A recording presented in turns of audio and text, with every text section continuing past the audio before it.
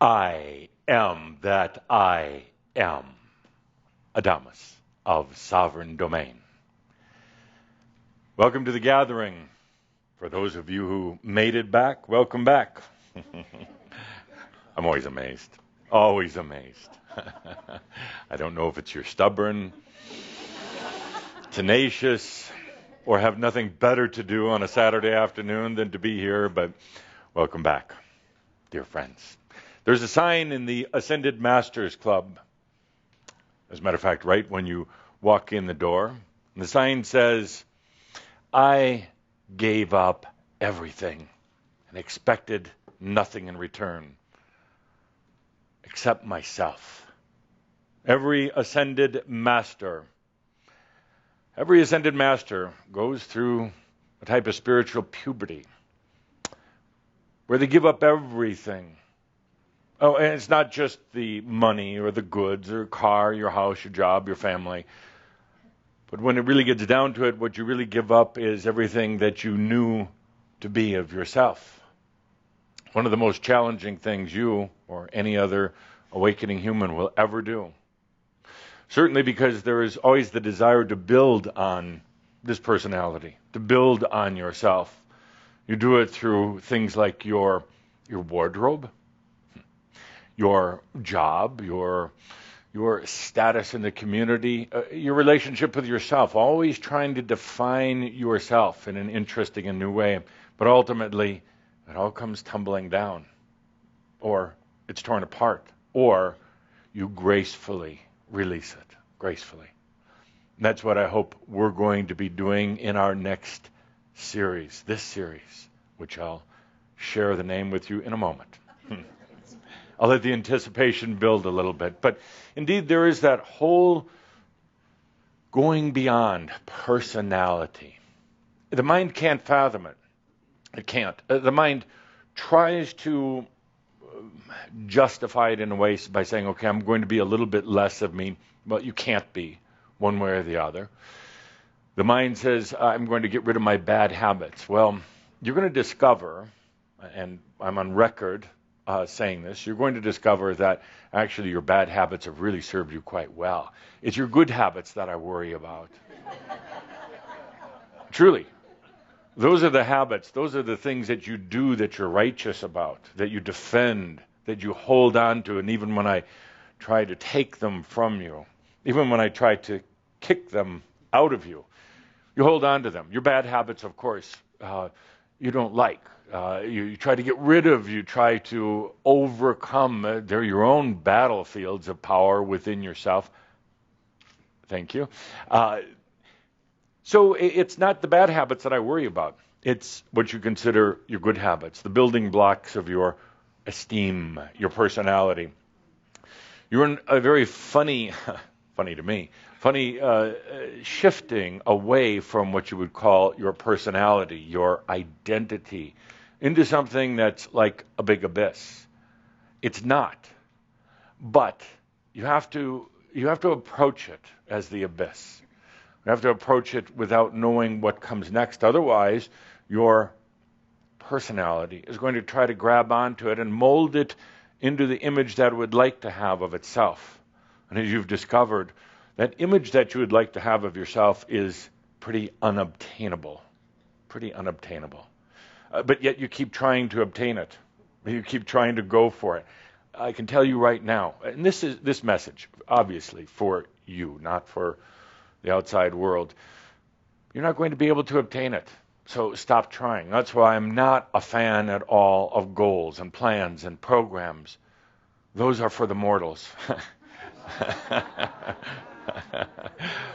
And when I say mortals, I'm not talking about the physical body. I'm talking about those who hold on to an illusion, let's say a perception of what life is and where they fit into it. And really that's what so much of people's life is, trying to fit in, constantly asking that question, where do I fit in? How do I fit in? And that dreaded question of the ages, who am I? Don't ever ask that again. The minute you feel it coming up from within you, that who am I question in whatever iteration that you put it in, whatever form you put it in, the moment that you feel that coming, take a deep breath and I am that I am. Shut up. Let's begin today's session with a bit of an update on Sam. Oh, Sam. It's been 15 years for the Crimson Circle, I hear. And oddly enough, 15 years for Sam. Now, isn't that a coincidence? Or not? No, not one bit. So Sam is 15 years old now. Imagine for a moment what it was like when you were 15. And that's the bad I was talking about before. Such a challenging age to be 15. You're in between everything. You're not yet an adult, but you're not a child. You're not old enough to drive, but you look stupid riding a bike.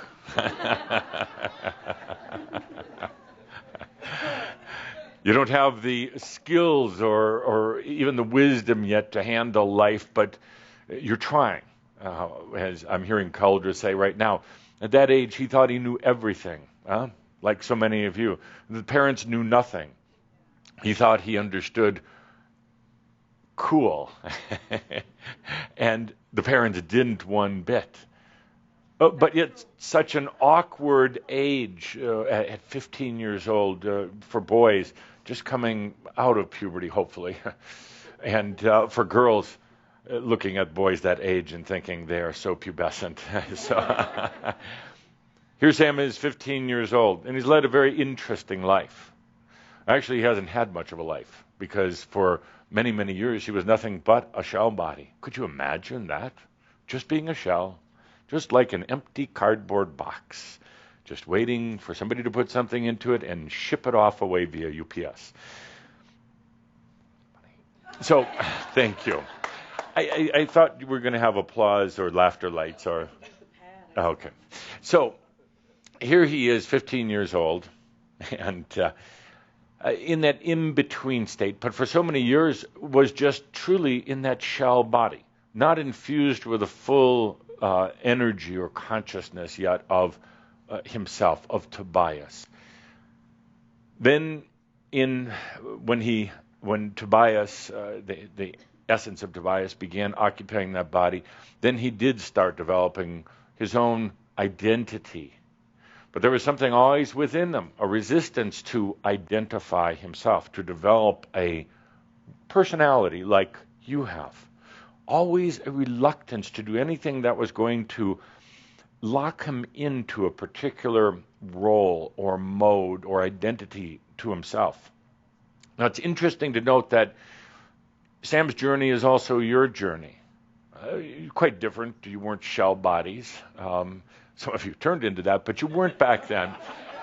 Not any of you, of course. Not any of you. Well, actually, there's a bit of truth in that, because a part of you left for a while. Part of you walked partly away. And not that anything or anybody else walked in, but it was so confusing, this time of spiritual puberty. So confusing that you didn't know what to do. You literally backed away for a while. And as you did, you found out that your resources, your abundance, even your zest, your desire for life seemed to fade away, but you couldn't handle it. You couldn't handle doing more of the same over and over again. You knew it wasn't in resonance with you. You knew it wasn't taking you any place that you wanted to go, but you didn't know what to do. It was very much like going through puberty for a child. Very much not knowing what to do with their body. Their thoughts are changing. Everything is changing. So many of you backed away. Interesting to note that you actually tried to jump in deeper. You tried to activate some old passion, and it just didn't work. It didn't work. There was that internal resistance, that I would say a divine intelligence within you that said, this just is not going to work. And in a way, you threw your hands up, you surrendered, you became your own shell. The body was still responding. The personality was like on autopilot. It was able to function, talk. And in a way, in the autopilot mode, it kept on trying to rebuild or re-identify itself. Drove you crazy, absolutely crazy. And then you asked that question I've asked you not to ask anymore. Kept on saying, who am I? You'd sneak off into your closet late at night when you thought I was out partying in France. And say, but who am I? Who am I? Dear God, dear anybody but Adamus, who am I? And then you'd sneak off to a reader. I know you've done it. I've seen it. I know that you were shamed in doing it. You felt guilty and miserable, and you should. But you slipped off to some sort of reader. Psychic, anything but you, ABU, anything but you actually digging deep within yourself because it hurt. And to a degree, it still hurts. And to a degree, I can kind of understand why you slipped off, why you cheated on me, and went off and got a reading. Because there was a desperation. You didn't know what else to do. And you thought, certainly somebody, somewhere must have the answer. And then what happened? Well, we know that story. I don't even have to create a memoir of the master story about that, but I will. You slipped off to the reader, and you got even more messed up. You got even, for a while, they gave you a bit of an identity. Oh, yes, you were a princess in Egypt. Well, actually, you were, but it's besides the point. Sorry, I got to extract that. You'll never remember. It's like Men in Black. Can't remember that. Oh, I watch your silly movies. So they gave you a temporary infusion into the identity. You built it back up. You felt good for a few days, and then what? Whew, the big crash. The big crash. But I digress. We're talking about Sam, or are we talking about you? So Sam, 15 years old, very interesting. Never really developed a personality. Some said that he was a bit dull. Some said he was kind of boring. Some said that totally ungrounded, that he couldn't connect to anything, that he was always daydreaming. And indeed he was. He was going through a very important process within himself. He was learning skills of life, but not so well. Sam, 15 years old, not a great student. No, kind of like most of you. B's were considered really good. That was a day to celebrate at the house. C's were acceptable. Not particularly book smart, but incredibly intuitive. When he gets out of his head, when he stops trying to figure out the structures, the patterns, stops getting into the mind and into the logic, incredible. He can solve anything quickly, fast. He doesn't have to know facts and figures. At 15 years old, Sam's not interested in going to the university. He probably will for a short period of time and then get incredibly bored with all of the boring teachings that really have very little to do with real life, real joy of life. Not a particularly good student, but incredibly intuitive, like so many of you. The difference is Sam didn't have 20 or 30 years of programming to cover up that intuition. Sam was left relatively clean and clear. Even though his parents, now divorced, were both university students, they didn't understand Sam. Am I talking about Sam or you? They really didn't understand you very well. And so they kind of ignored him, which gave him plenty of free time on his own.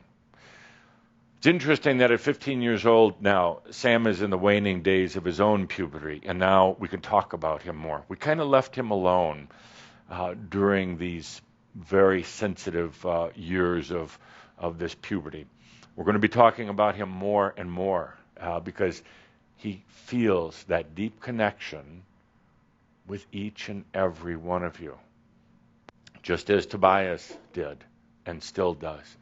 He feels a connection. He doesn't know what it is yet, and he doesn't care that he knows exactly what it is. He doesn't care that he knows about this thing called Crimson Circle, and individual Shambra and the details because he feels it. And that's what he's letting come up from within him.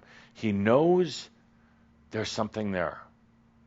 He knows that it's, I guess you could call it support, camaraderie, acceptance, compassion. He knows it's there but doesn't know exactly where it is. But he doesn't care. And that's a very important point. He doesn't have to know the details. As a matter of fact, in a way that would take away from a little bit of the richness that he's feeling right now, because if he was to suddenly rediscover Crimson Circle and Shambra, it would get too much into the details. But right now he's feeling the richness of each and every one of you. Yeah. I wouldn't be surprised at all. Calder's doing a little filtering here, so we're just going to knock him out. But I'm not going to be surprised at all if he starts to talk to some of you, connect with some of you. He's working on a farm this summer, and he loves it. He loves working with the earth. Not too many animals on the farm, mostly vegetables and fruits.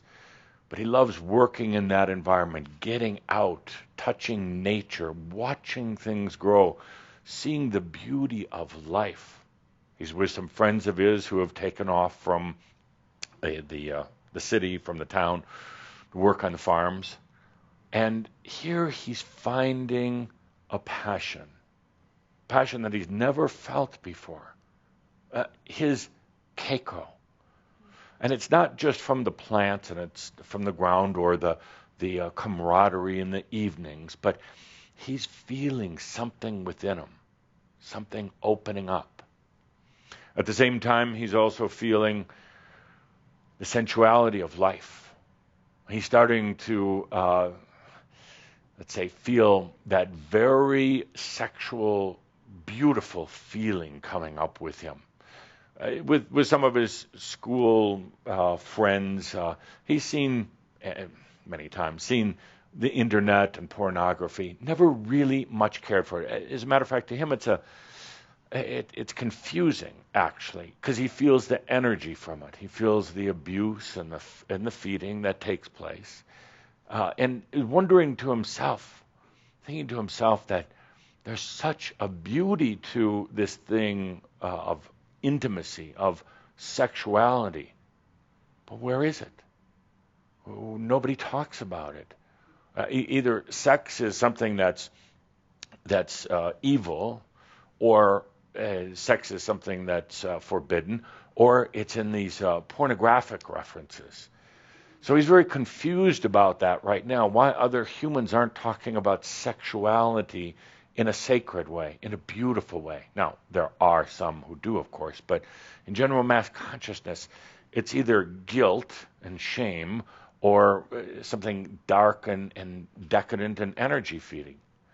This, along with working at the farm, is inspiring him right now to what he's going to be pursuing later in his life. Very developmental right now. Sam is tall, what you would consider handsome, but surprisingly doesn't look like either of his parents anymore. He did when he was younger, and going through this whole process of puberty.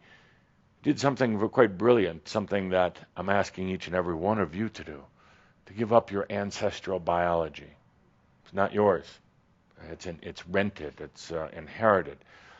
He never actually spent much time in his ancestral biology. He used pieces of it, attributes of it, to get birthed into a physical body. But during puberty, he went through a very interesting stage where he actually released. He didn't know that this is what he was doing, but he actually, on a very high level, released his ancestral biology. Still a few traces of it left, but he doesn't look like his parents. Very, very handsome, tall. Of course, both men and women are attracted to him. And not just for physical sexuality, but because of his personality, or dare I say, lack of personality. Sam is very loving, very sensitive, but like you, He finds that things affect him. He has to shelter himself. He has to get away from things. And that's why the summer working on the farm is so ideal for him. Yes, he's had intimate relationships with women. He's had sex, even though he's still quite young. But in a very, very beautiful way. Unlike, particularly for many of you, I'll close my eyes for a moment, but think back when you were that age, not really having any real sensitivity or awareness. The clumsiness or the rushing, okay, moving on.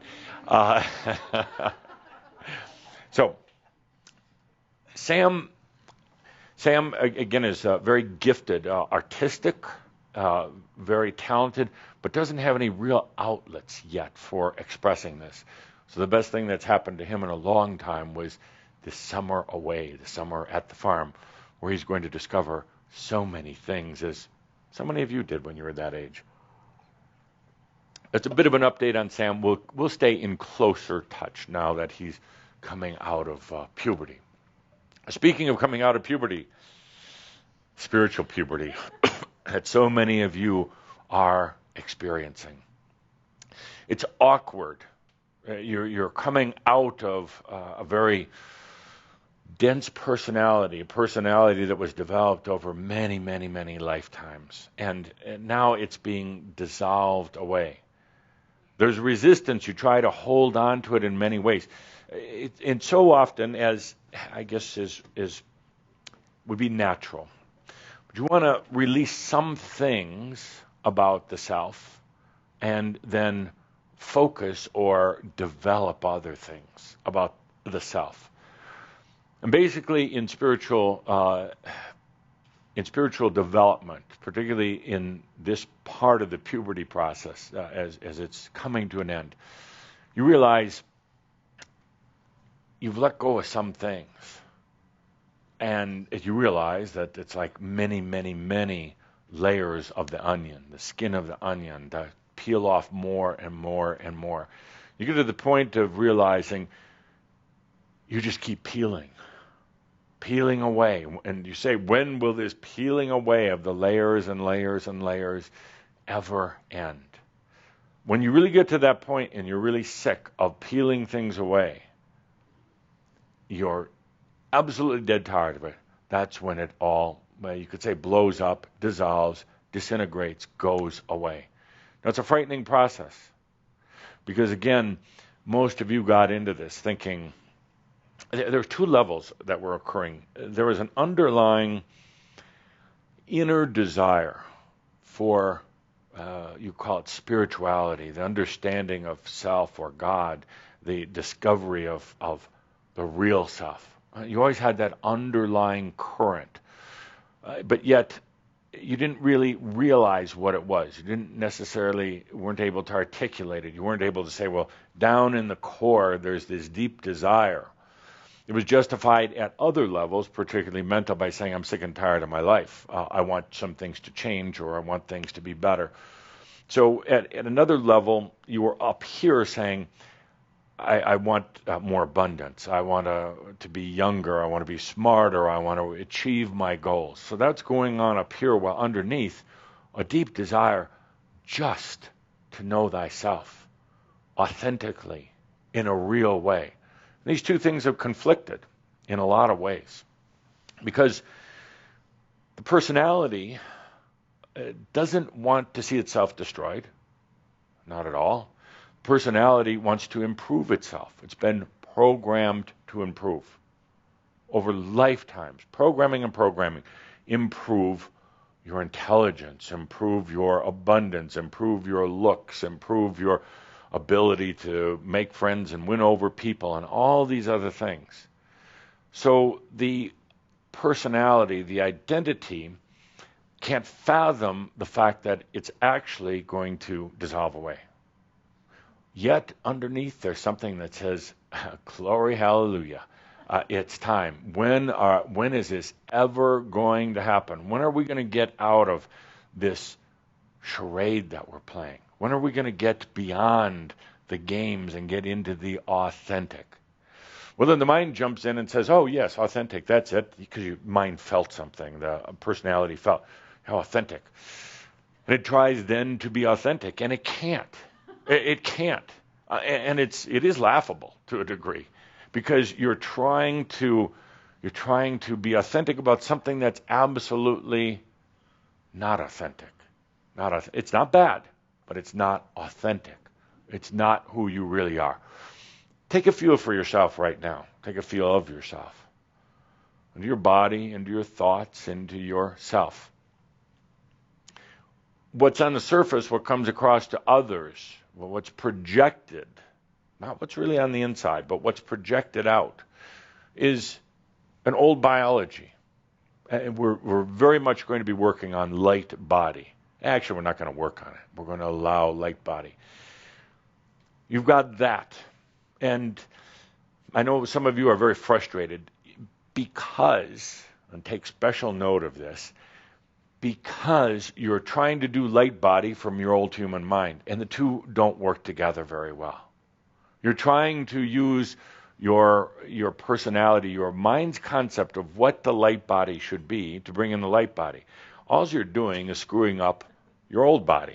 You're causing a conflict in your old body because you're thinking through it. You have a concept that you're going to kind of walk about 2 feet off the ground, and you're going to be glowing and fuzzy like a neon light on a foggy night, and just bzz, bzz, bzz. It has nothing to do with that. Nothing whatsoever. So before we can really do a lot with light body, we're going to get rid of a lot of the thoughts about what a light body is. It's interesting. You're conflicted. So, well, yes, but I just have such a desire for a light body. I'm tired of this human body, and it's getting older by the minute, and heavier, and more imbalanced. What you're feeling at a very deep level, and this is why I spoke of keiko, the inner passion, that burning fire within, why I spoke of it last month, was because it's that keiko, that passion, that unexplained, the unknown knowingness that's actually bringing up the light body. And then your head takes ownership of it and gives all the reasons why you want your light body. And I know some of you out there are already starting to write your light body books, and you have no clue what it's like. And you're just going to screw other people up with your misperceptions about the light body. We'll get there. And we'll get there in spite of you. Because there is this deep inner knowingness that biology really isn't yours. So get rid of all the tricks and all the gimmicks and everything that you've thought of in this book that you're about to write and the classes you're going to give about light body. Let it go for a while until you really understand what the light body is, until you really understand and feel the keiko, the burning, burning, burning desire. This flame of keiko, like I said, if you're in it, if you're allowing it, it's a cool fire. Cool as it won't burn you up. It's a fire of transmutation, and the true fire of transformation or alchemy is a cool flame. But if you're standing on the outside and you're trying to manipulate it, and you're trying to hone it into your current personality, it will burn like hell. I mean, like hell, real hell. It'll burn a lot. So it's about getting into that passion and allowing it. But I digress once again. So this light body and your biology, it's going to happen naturally. Do you understand that? It's happening naturally. That's what you've been feeling. That's why I refer to Sam now, saying that, Sam, isn't that smart? But oh, is he wise and intuitive in the moment, whatever you want to call it. He doesn't think, he allows.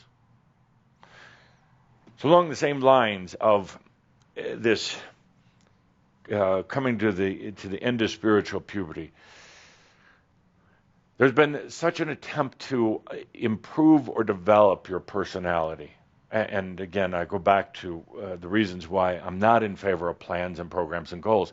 All it's doing is intensifying or densifying your personality. And there's such a desire by humans to do that, to identify themselves as something, with something. That's why they form affinity groups. They belong to clubs and associations so they can identify. They're constantly trying to improve themselves. Well, we're going to release ourselves. And it could be scary. Well, you've had plenty of experiences with that up to now. It can be scary at times. Really releasing that thing called a personality. But the personality, the thing you identified to, connected to, validated yourself to, was no longer valid. You realize that's so often what's happening when people have to validate themselves. You know, go out there in everyday life, you're constantly invalidated by things. So you're constantly trying to validate yourself. You're trying to put the pieces in place, in the who am I pieces. You're a mother, or you're a father, you're an executive, or you're a taxi driver, you're this age or that, you're smart, you're stupid. And it doesn't matter. It doesn't matter whether invalidating yourself, there's not a big difference between saying I'm smart and I'm stupid. At least it's a validation or an identification. Saying I had a bad childhood, I had a good childhood. I'm good looking, I'm bad looking. It's all validation, even if it's negative validation. These are the hooks that you put into things to identify yourself. And the more you identify yourself, the more you associate yourself to other things, the better you feel for a while. But then it starts to wear off, and then you come up with some new plan, program, goal, or whatever. And don't get me wrong, it's wonderful to express the creative being that you are. But sometimes these plans and programs are not as ways of expressing rather than just a way of validating, or sometimes a way of distracting yourself from yourself. We're going to go into a beautiful time now of truly releasing the personality. I'm not talking about killing the personality or annihilating it, but releasing all of those connecting points, the validating points of who you are. Now, you probably noticed that lately there's occasion, perhaps a lot of occasion, with some very interesting, intense, bizarre dreams. We try to make sense of them, and they don't make any sense at all. They're not prophetic dreams. They're not about what's going to happen in the world, going to happen to you. They're literally things that are happening in your life. You, through this process of attempting to validate your identity, you've created more and more aspects, and you had a lot to begin with, but you've created even more aspects. And it's been interesting. The understanding of aspectology is very, very important. But it also gets to the point that you become a bit obsessed with it. And contrary to what Tobias originally said, you've tried to control these aspects, like they're a bunch of puppy dogs or like they're your children. Or you fear them, like they have more power than you, or they have more beingness than you, perhaps a better word. Very interesting. And particularly would be a very interesting spiritual psychology discussion of how the understanding of aspectology actually creates more aspects for a while and actually creates I would say a fear of aspects, or the creator being, imagine this, the creator being, this would be a good sci-fi movie or book, the creator being starting to understand the aspects it has of itself actually gives up power or more beingness to one of the very aspects themselves, or many of the aspects. In other words, my dark aspects are more powerful, more beingful than me. And that happens. I've seen it with so many of you. I won't look any of you in the eye. I'll look in the camera. I've seen it happen out there. You give more beingness, more authority, more identity to some of these aspects, like they're smarter than you, or they're more talented than you, or gifted than you. It's an interesting phenomena because You are the creator being of each and every one of those aspects. Maybe there's a hidden desire or a hope to have one of them better than you. A hope that, God, I hope there's something better than this. So maybe there's an aspect who's more magnificent than I, or even in a warped and twisted way, more powerful than I, so dark that it's grander than I. Some sort of twisted wish that there was something greater than yourself because you're not happy with that self. Well, because it's a personality, it's not yours. The body, of course, is easy to understand when I say that's not yours. You say, well, hell yeah, I look like my mother. I don't want to look like my mother. I want to look like my father. So there's almost a rallying around the flagpole when we talk about releasing your ancestral biology. Well, damn, it's about time. But I say that it's about time also to recognize that that personality is not really yours. Weird. Of course, the mind jumps in and says, well, whose is it then? No one. But it's not the authentic you. It's not the real you. I've heard your questions to yourself lately. And one of the big questions that you have is, am I authentic? Am I being real? When you were younger, particularly for those of you who had a somewhat a religious background, it used to be, am I being good or bad? Or if you believed in Santa Claus, am I being good or am I bad? And then now it's been replaced by, am I being real? Am I being authentic with myself? Well, of course not. Of course not. I want you to take a look at your personality.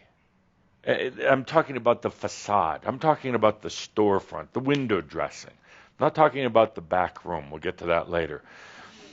But I'm talking about that facade that you put up. What's it based on? What's based on? Partly your upbringing. In other words, the environment, your parents and your siblings and your teachers, based on that. Not really yours. Your personality is based on a lot of reactions to circumstances in the past that you don't really truly perceive in their full being. We've talked about it many times. You see a sliver of what happened in the past. But you take that sliver and you put it into your personality development, you put it into yourself, and then you adapt that and you say, well, this is me. You take things that have happened to you in life and you just accept them without really understanding what happened. Or without, I should say, extracting the wisdom, stripping away fear, details, trauma, and everything else, and just extracting the wisdom. We have a lot of wisdom extracting to do here. And you take things that are flying in from the outside, news, you take it on as your own. And by the way, this whole process that you're going through, and thank you, Marty, for the cue there. He yawned. This whole process is tiring you out, and it's boring too to talk about. Wouldn't you rather sing?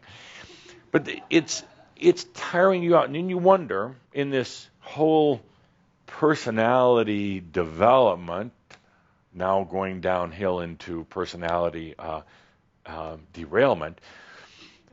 It's like if you were in puberty. Remember when you were 13, 14, 15 years old, you couldn't get enough sleep. And you couldn't get enough food either, but you couldn't get enough sleep. Always tired, always feeling anemic, always feeling no energy, other than occasional burst of energy for sexual thoughts and experiences. But other than that, it was, I'm talking more to the boys. The boys are laughing. The men, I should say men.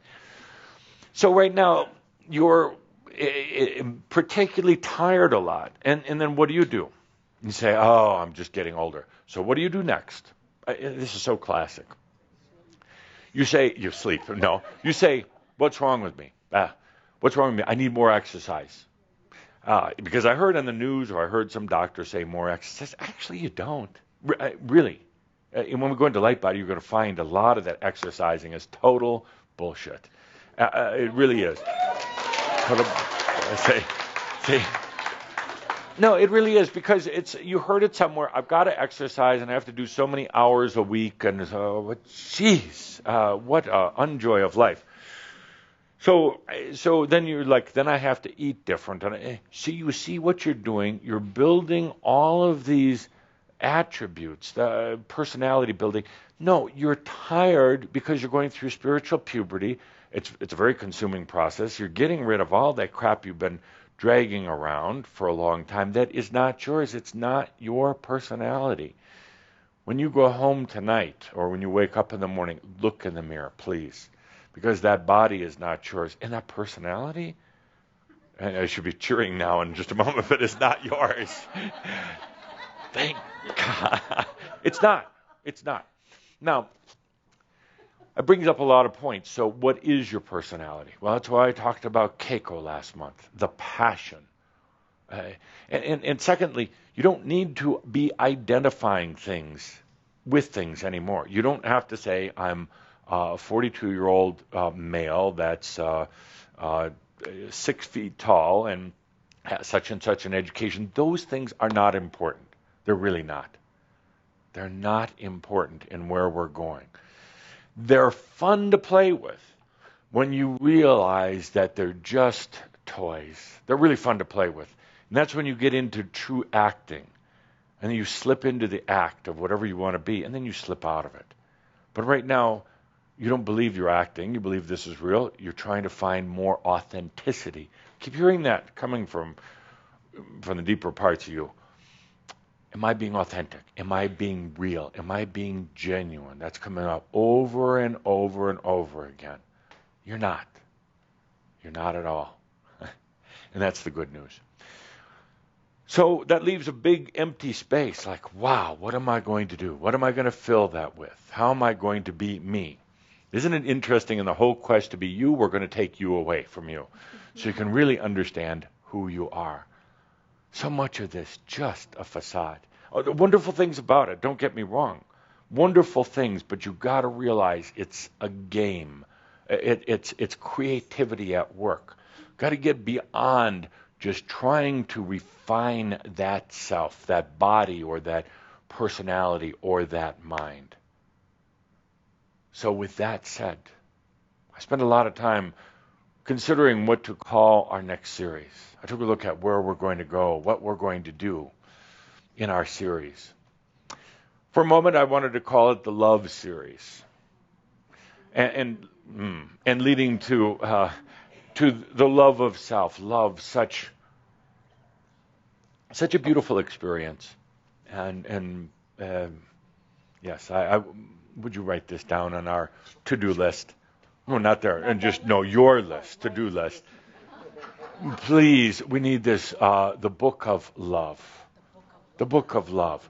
Love, first experienced here on this planet. God's Spirit didn't know a damn thing about love until you experienced it. There's this whole thing about, oh, God is love. God didn't have a clue of love. How could she when she'd never experienced it until she experienced it through you and through you? So I thought about calling it the Love Series, but that's a little cheap. That's a little easy.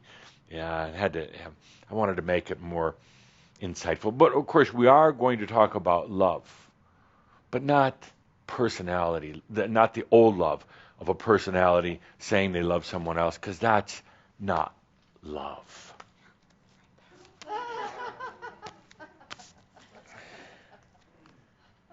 Okay, you keep that. Book of Love.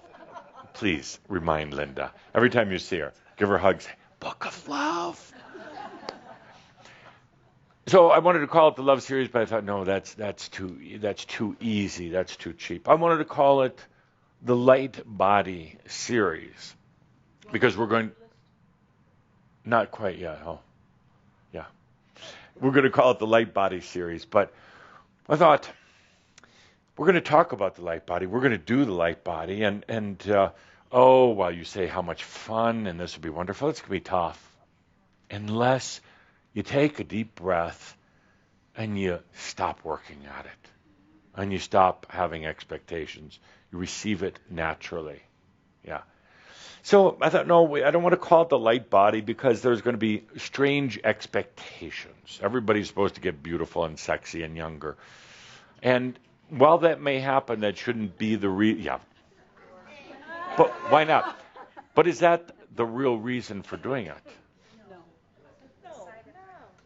No, you'd say no now, but I know the real. Yes.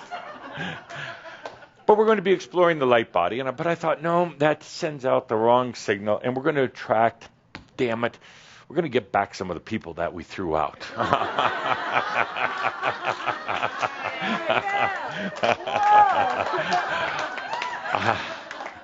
No. Don't do that. We've come far too far. So I pondered.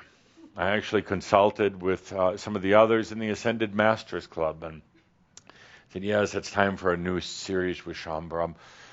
I'm looking at several different things. I'm not even telling that Cauldry yet or Linda, but what should I call it? And they had some suggestions too about it. And perhaps some of you have some suggestions. Any suggestions? Oh, nobody dares. Other than Pete. Pete, what would you call it? Allowing. The allowing. My ascension. Allowing my ascension. That's not bad. Mm-hmm. Yeah. Oh. Okay. It lacks a kind of a sizzle, though, you know. I think we're kind of tired of allowing now. Ah, crap.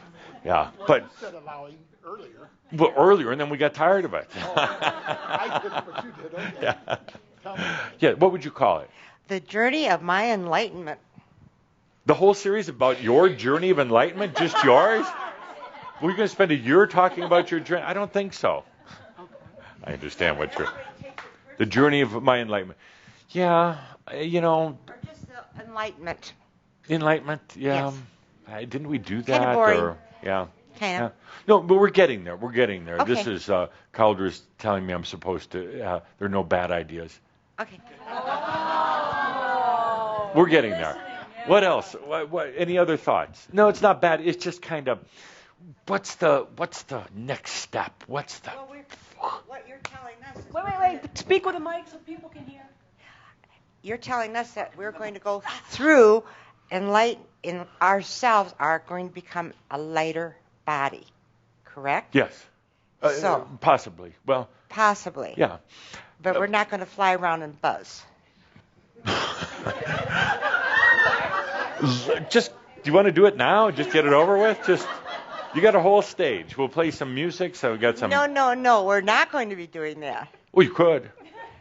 You could. Not working with this channeler. Oh. What was that about? Oh. Inner conflict. He's trying to push me out. Oh. Ow. Wow. I'm back. I'm staying in. He's not going to push me out.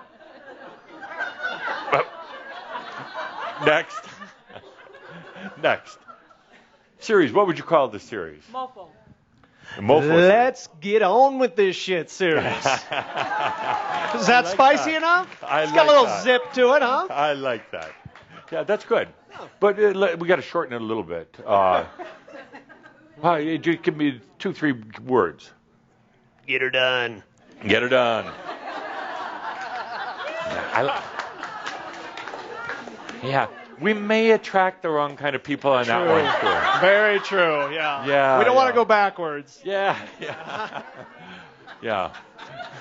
We like our audience to have teeth, if you know what I mean. Are you done with him? Yes, next. Any other ideas before I reveal? Yes, what would you call it? This is a hard act to follow around here with Yeah. the initiation series. Initiation into what? Initiation into more of ourselves. Yeah, actually not bad, and actually it's good, but there's a lot of initiations going on every day in the New Age business. As a matter of fact, right now somebody's out in the middle of the Pacific Ocean initiating some portal that is just filled with some fish and nothing else. But they think they're opening something. But what I like about it is self-initiation, which you'd think more people would be doing, but they're not. It's always initiating something else. This poor planet, if I could, just for a moment, get on my soapbox, this poor planet with all these light workers running around initiating everything from coconut trees to rocks in the ground and things like that. Leave Gaia alone, please. Stop initiating. Initiating is like crapping all over the place. And, they use initiation, sacred initiations and everything else. They use it as distractions. Huge distractions, so they don't have to self-initiate. Yeah, so I kind of like it, but we'd have to quantify it. Initiation of anything else, only you. Anything else. But then nobody would be interested because they want to go out and initiate something. Yes, That good. makes you feel big. Yes, next. Use your word, kaiko. Kaiko. Kaiko has kind of a negative connotation. It's keiko. Kaiko kind of has cultural negativity associated with it. Just the reason why I didn't want to call it K-Ho, because somebody, Linda, would turn it into the Something Else Ho series. But I like it, and I had thought about that actually. And I actually thought about a couple of things, and if we could get our writing board up here. Now, the writing board. Oh, the big ugly thing? What is that? The little writing board. Come on. But how am I supposed to? Sweet Mother of Jesus, she's writing on.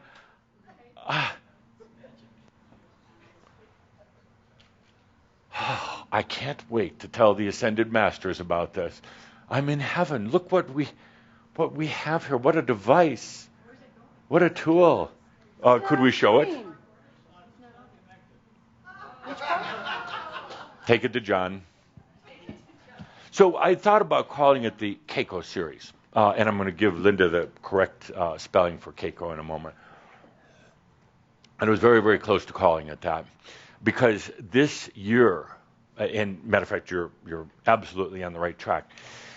This year is going to be about that passion, not false passions, not old, trying to dig up something that turns you on a little bit kind of passions. But I'm talking about fiery, flamey, beautiful, consuming, transforming, amazing passions. That thing that's always been at the surface, but you haven't allowed it to come up. That overrides the personality. That overrides the trying to develop your personality.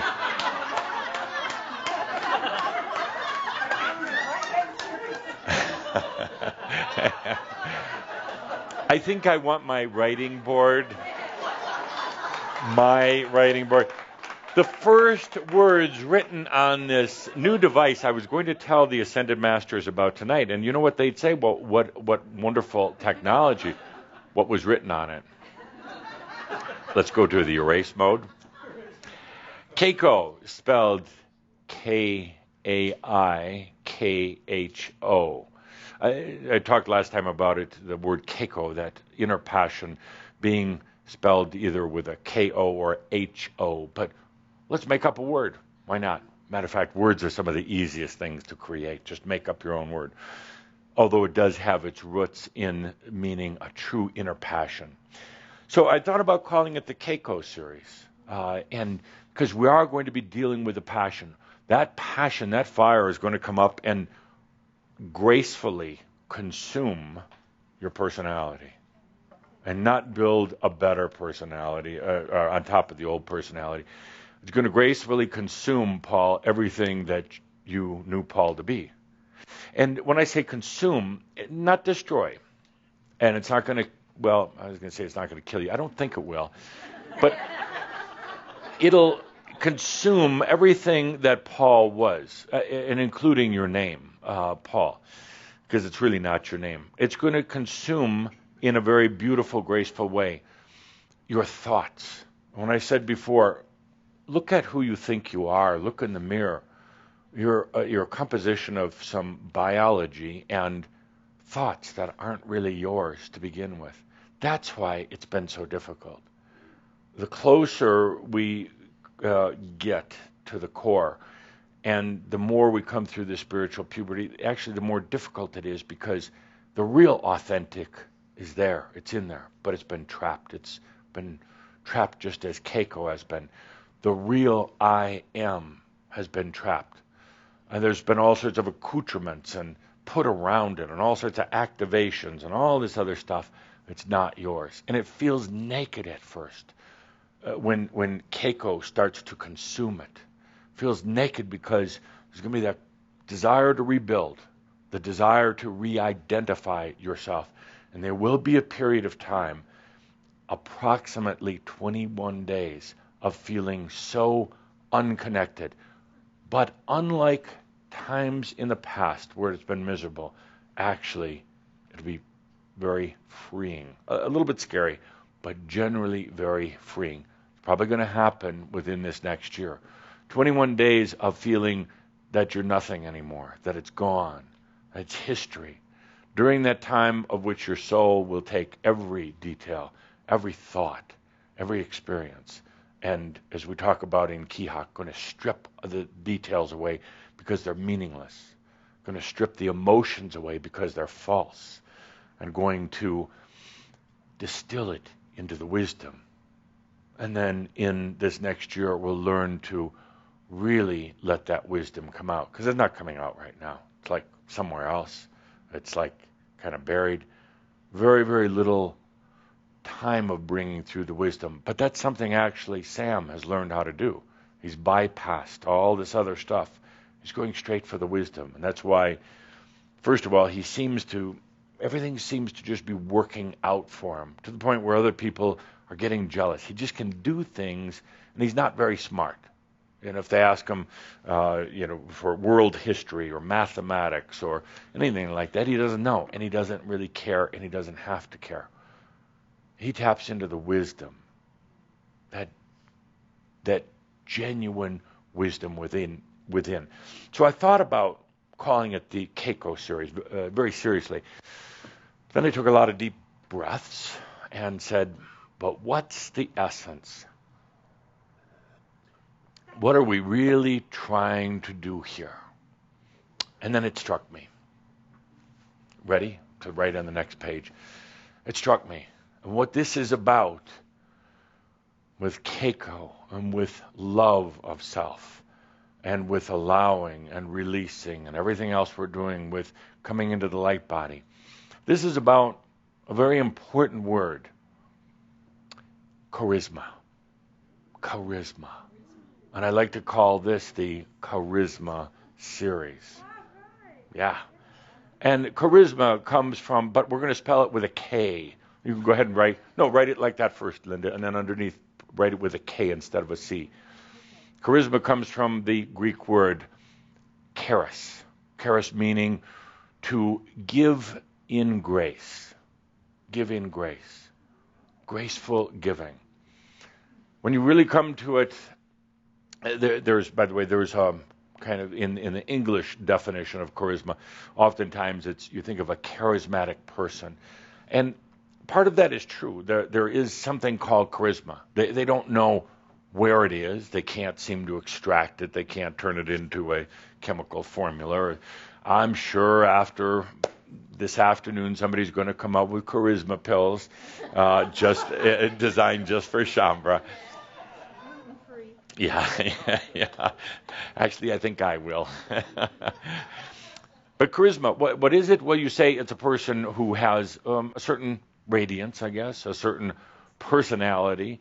Political figures who have charisma, using the standard definition, can attract people. You've all met charismatic people. You're in their presence, and there's just something, charismatic about them. But here it's going to be a little bit different. It's not just about a shiny, happy personality. The charisma, is the grace from within. The charisma is that natural, really authentic you, sans the personality that's not you coming forth. It's the real you. It's the I am in expression. Now, there's going to be a tendency to run out of here and say, I'm going to go develop my charisma. I'm going to go get in touch. I'm going to act. That's what we should do. Charisma activation sessions. I'm going to activate my charisma. Where's that water to throw, the bucket to throw? No. Charisma. It's there. It's already within you. It's already inside, just ready to come out. It's the authentic you, the one you keep asking yourself about. You keep saying, well, am I being authentic? Well, no, actually you weren't. So back away so that your authenticity can come out, so that the real you can come out. You, Brother John, I'll pick on you since you gave me that big smile. Such an interesting personality development. But I look at you. I look at who you think you are, and I have to laugh a little, smile. It's not you, and you know that, and you struggle with it, just like all of you do, but I'm picking on Brother John here. And you say, but I have to keep working on myself, developing myself, making myself better, and then going out and searching for myself. Well, make me throw up. Not anymore. You don't need to do any of those. You don't need to do anything, John, and ex-John, former John. You don't need to do anything other than let that charisma come out. It's already there. You don't need to activate it. You don't have to water it. You don't have to do anything to it. And that's going to be the challenge. You're going to want to do something. You're going to say, your personality is going to say, well, shit, I got to do something with my charisma. I need to develop it. I have to breathe into it. No, nothing other than letting it come through. So allowing was correct. It's the allowing series as well, but it's one of the things you do. Charisma is that, what you would call that light within you. But I don't even want to call it a light. Charisma is the I am in expression. And once you dust away, clear away all those other things, ancestral biology and personality that's not yours, I cannot stress this enough. Your identification, your personality is not really you. It's really been cobbled together with a lot of bricks that have come from foreign lands and cobbled together in some haphazard, interesting way. I guess you could say kind of creative, artistic way, but you're tired of it now. And I know that. And you know that. We all know that. Well, most of us know that. Charisma is the natural self coming forth. The interesting thing about a charisma, it's already there if you just let it come out. You're not going to be able to identify its attributes, its all the different things. Did I not psychically send out a message for some coffee with cream? Yes. Yes. But in the meantime, I need you to write. No, get them. No. Dear Linda, you could assign it to someone. So, charisma. The important thing about charisma, and I'm a bit reluctant to even mention this because it's going to set up some expectations. And then we're going to forget about charisma, and then I'm going to have to do a charisma butt-kicking session next time. Charisma is the... yeah.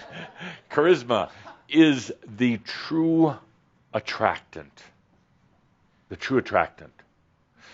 There are books that have been written about law of attraction. Interesting, going in the right direction, but they tend to be very mental. Everybody starts thinking about what they want. It doesn't work. It's not very effective. And then they get all depressed, and then they feel bad about themselves, and then they identify with themselves. I'm not very effective at attracting things, but nobody likes me, and that's why, and I can't attract anything. No, you're just not really being very genuine about it. You're being very mental about it. Mental has little or no keiko, fire, passion. It's not authentic. Every time you think a thought, most of it really isn't yours. 95% of it. When you think about something, it's not even yours, but yet you pretend it is. You act like it is. You act out like it is. It's not. So we're going to strip all that. Get down to what is yours. Your charisma doesn't mean you need to go out and be an extrovert. Doesn't mean you need to go walk down the street shaking everybody's hand, telling jokes in the grocery store. No, you look like an idiot if you do that. Charisma is a natural attractant. It attracts energy naturally. It attracts people. Actually, it's interesting because Sam is not much of a talker. Doesn't say a lot of words, but doesn't need to. The words he says are clear, and he speaks them from himself, so he doesn't mumble them down here. When Sam speaks, there are few words, but they're clear, and everybody listens. They're not just listening to the sound waves coming from his mouth. They're feeling his charisma, and he has a lot of it. Now, people will say, well, he's charismatic, or he's attractive because he's physically attractive, or because he's there's just something about him. He has a nice smile or nice eyes. But they're just trying to justify because they don't know how to identify. They don't know how to talk about this charisma, so they have to think of other things. He's charismatic because he's letting himself come out. Not all these other thoughts, and he's not polluted himself with a bunch of things that aren't his. In his biological puberty, he also went through the spiritual puberty of himself. He's got tons of charisma. Charisma, if you get down to the real definition, it is the gift of grace that one gives to themselves first, and it's naturally given to others. Charisma is the authentic. It's the I am. It doesn't need personality. It doesn't need to identify itself. It doesn't need any. Charisma does not need plans and programs and goals. It doesn't. The human needs goals just to occupy themselves and to make themselves feel better about achieving a goal. The charisma doesn't need that. The charisma is you. And I know these are words right now that I'm speaking. They're just words, but I'm going to ask you now to feel into it. And this little, it's a bit of a mirage, but it's more like just 10, 15 minutes to feel into your charisma. So if we get the music ready, don't start it until I give the cue. Take a good deep breath. And the lights down, please. You've been searching for something for a long time, something that you knew was there, but didn't know how to get to. It's been covered up with thoughts that aren't really yours, carried in a body that's not yours. Let's take a good deep breath. And I ask you to feel into this thing called charisma now, not think into it, but let it come forth. Not go out to find it, but to realize a charisma is already there. Not to identify it even with your name. It's not Tammy's charisma. It's not John's charisma. Stefan's charisma. It is your charisma. It's not part of building the personality. It's not part of building the personality. It's not another brick in the wall. It's what's been behind the brick wall. There's nothing you need to do with it. You don't need to activate it.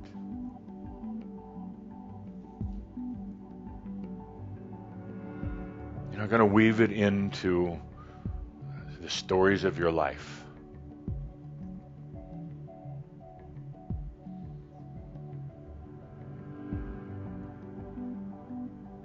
Charisma, the grace within, the gift of grace. It's the authentic part of you. A part of you that just wanted to be felt.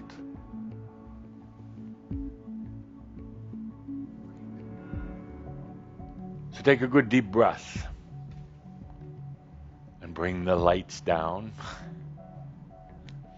Thank you. And the music up.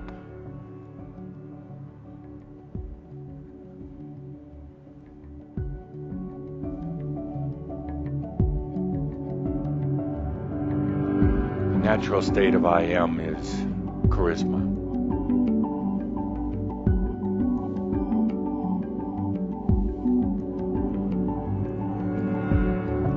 It flows on its own, my friends.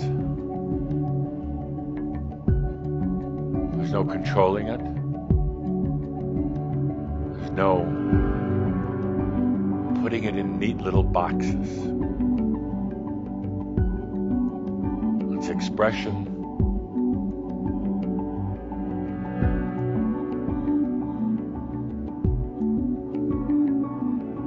Charisma naturally never feels unsafe. Your personality is felt unsafe many times. Charisma is never unsafe. It's not trying to protect a body or an identity. So how could it be unsafe?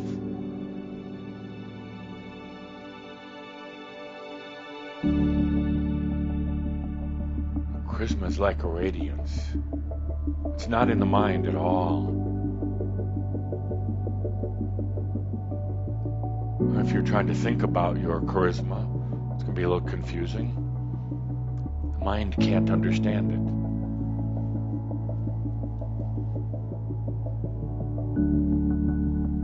And if your personality manager is trying to figure it out, it's not going to be able to. It will never become part of your personality, ever. It kind of frustrates your personality manager because it likes to take things in and manage them, make it part of the personality entourage. Charisma has no aspects, nor will it ever let itself have aspects.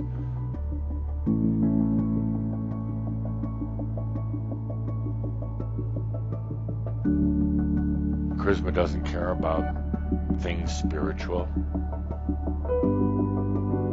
financial, any of that.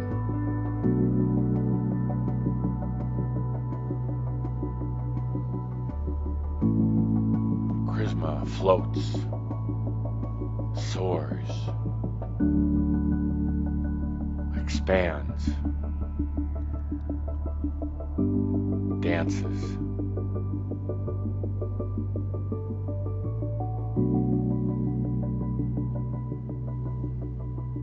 It suffers no details. It suffers no past. It suffers no philosophy.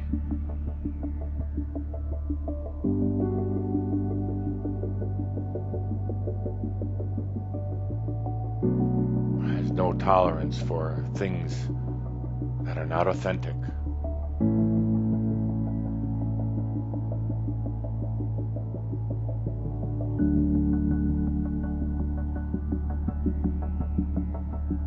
Cannot be trapped, nor controlled, nor worked on, nor wounded.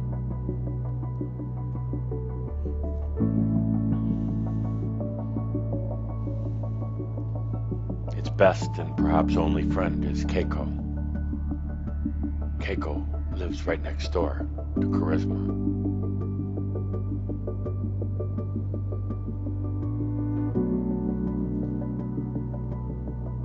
They share many a song together.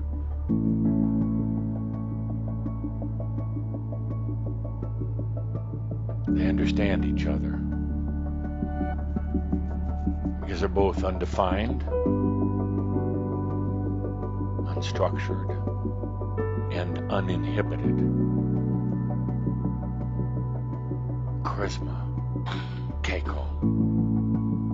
passion, the clarity,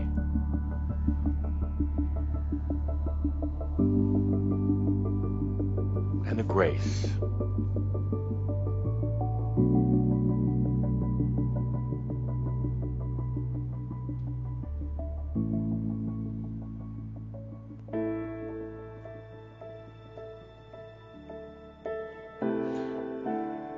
This charisma is not anything that you can manufacture. You can't improve, ever. So I ask you not to try. Do not try to improve it. Make it bigger. Because that's just a very unauthentic personality playing its game of Macchio. Charisma is the heart of hearts. It's the genuine self.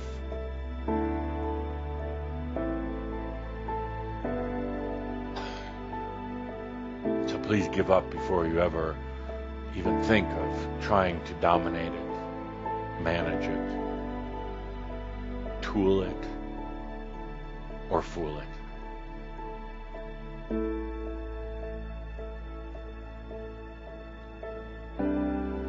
We asked the question for a long time now, am I being real? Am I being authentic? No. If you take a deep breath for a moment, stop trying to manage everything within yourself.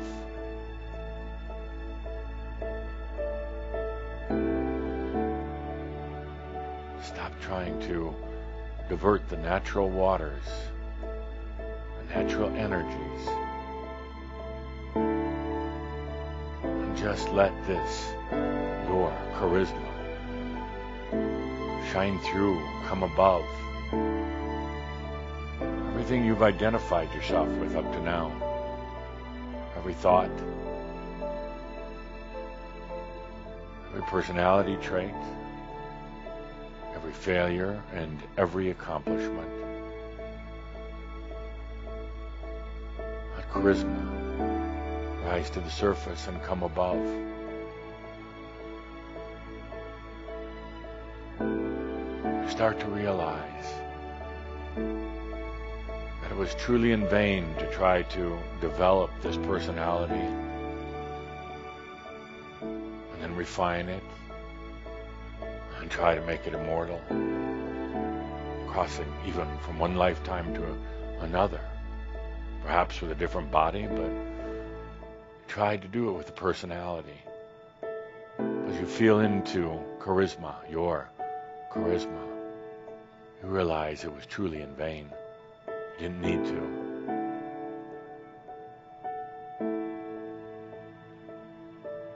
How much energy was put forth to protect, to mold, to defend something that you damn well know is not really you.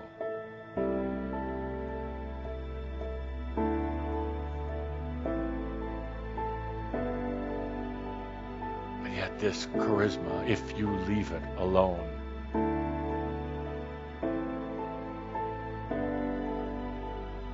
if you don't try to weave it into your current personality, if you just leave yourself to be free, you start to understand who you really are. Charisma is the free personality, the free I am.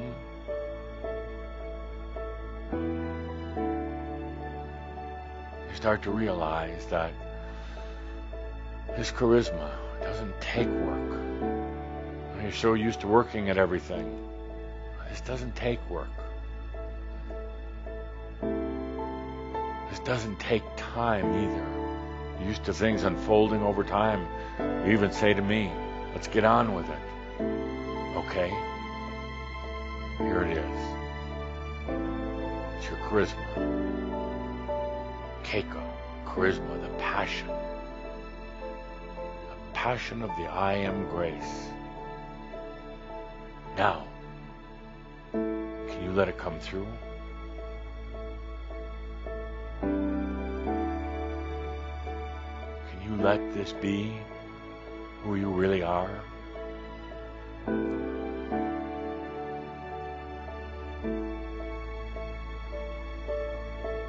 It's a feeling, my friends. It's not a thought. It's a feeling. It's a knowingness.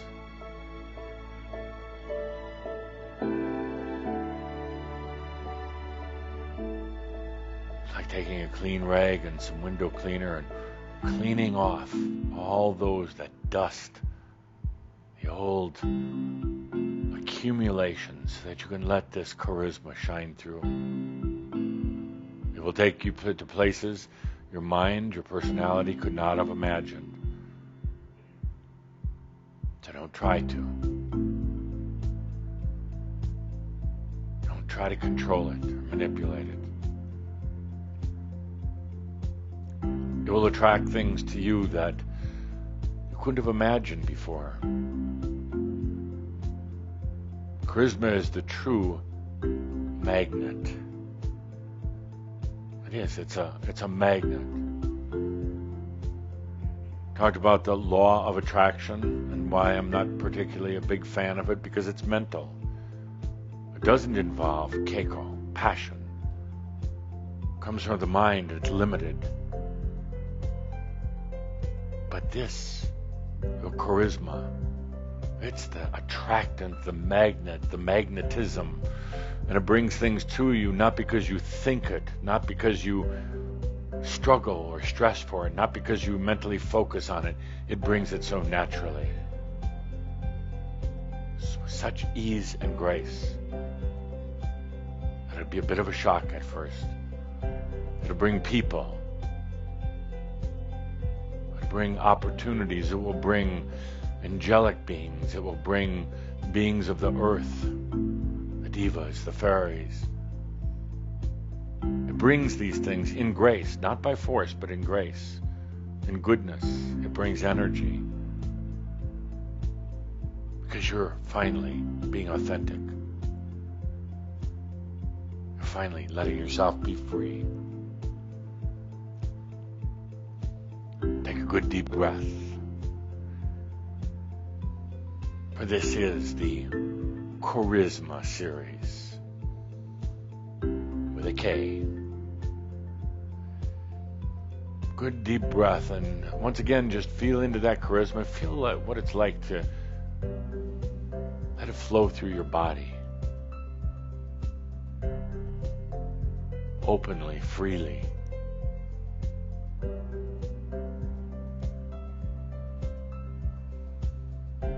I see some of you trying to control it. Go openly, freely. Don't do mental thoughts, making it going to healing certain places in your body. See, suddenly you're managing again. Step out of the way. Let that charisma, the grace of the soul, let it come into your thoughts. Your thoughts are tough old bastards, but let that charisma just flow right in. Oh, they are. The crusty old sailors, that's what they're like. Been out to sea for far too long. Let the charisma, your charisma. This isn't some universal oneness energy. This is yours. Let that come into your thoughts. In your mind.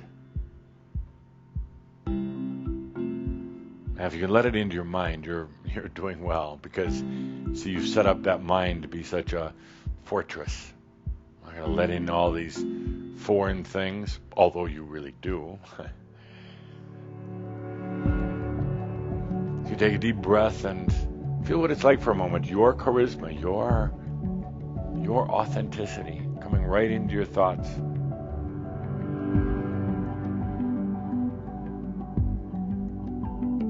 Kind of like oil and water, isn't it?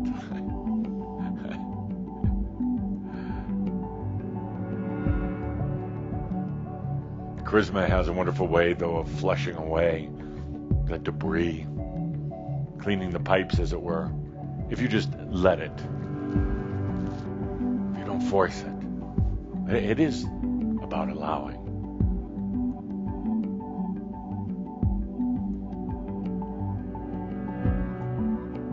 Feel what it's like for a moment as this charisma just flows right into your thoughts.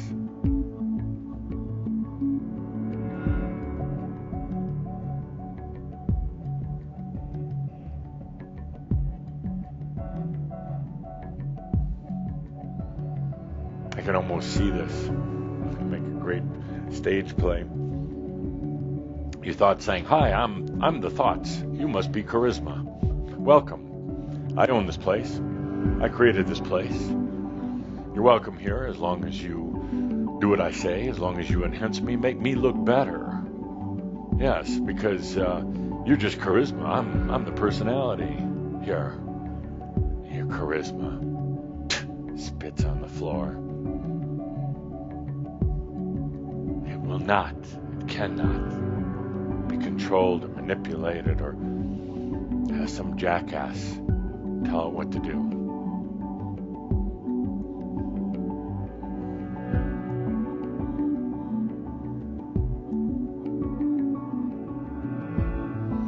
Take a good deep breath, dear friends. Good deep breath.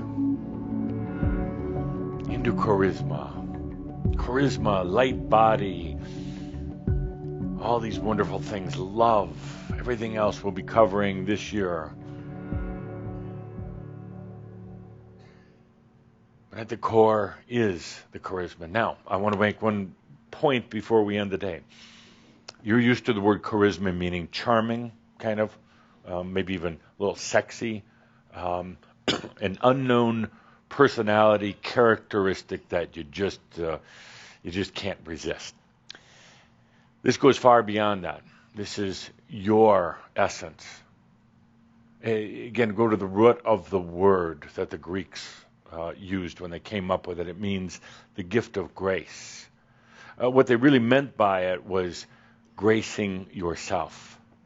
Gracing yourself. And then you will naturally grace others. It's not done for the intent of gracing others, not done for the intent of people being naturally attracted to you because you're charismatic.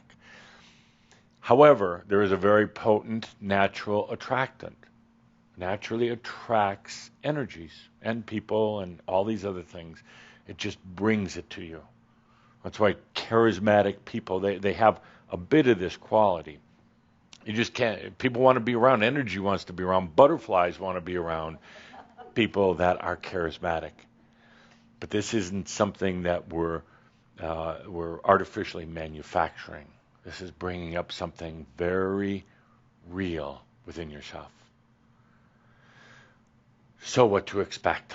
Well, as I mentioned, there'll be a period of about 21 days, and now or maybe later on in the year, where there's going to be a feeling that you've come to the edge of your personality. You've come to the big abyss once again. But this abyss isn't going to be scary. It's not going to hurt. It'll frighten you to a degree, but you come to this next point, and it's about, more than anything, is revealing the deception of the personality. Revealing what is not so true. And then revealing also, you're revealing to yourself, revealing how you've tried and worked so hard to make it true and make it right and make yourself right. But yet it wasn't really you. And then allowing in this stream of charisma. I'm going to say replaces, but it consumes, it envelops what you used to call your personality, yourself. You are not going to really be able to quantify it right away. It's going to be, it's a feeling, it's an experience.